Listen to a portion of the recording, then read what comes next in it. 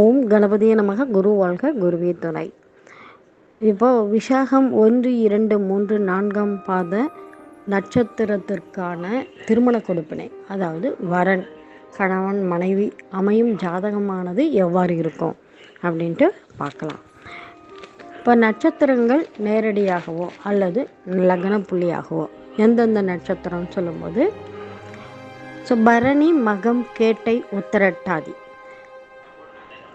கார்த்திகை, பூரம், விஷாகம், சதயம் போன்ற 8 நட்சத்திரங்கள் நேரடியாகவோ அல்லது லக்ன புள்ளியாகவோ அமைய வாய்ப்பு.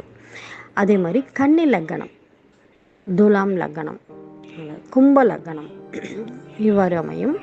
லக்னத்தில் சுக்கிரன், லக்னத்தில் ராகு, லக்னத்தில் சனி இருக்க வாய்ப்பு.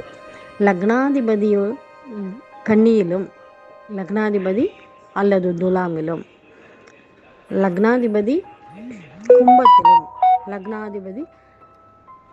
லக்னாதிபதியுடன் சுக்கிரன், லக்னாதிபதியுடன் ராகு, லக்னாதிபதியுடன் சனி சேர்க்கை பெற்றிருக்கும்.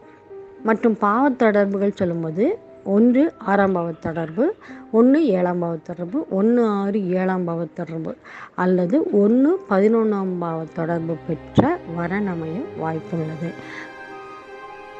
கணவன் மனைவி அமைவதற்கான ஜாதக அமைப்பு இவ்வாறு அமையும் என்பதை கூறலாம். நன்றி. ஸ்ரீ மகாலட்சுமி ஜோதிடம், கோயம்புத்தூர்.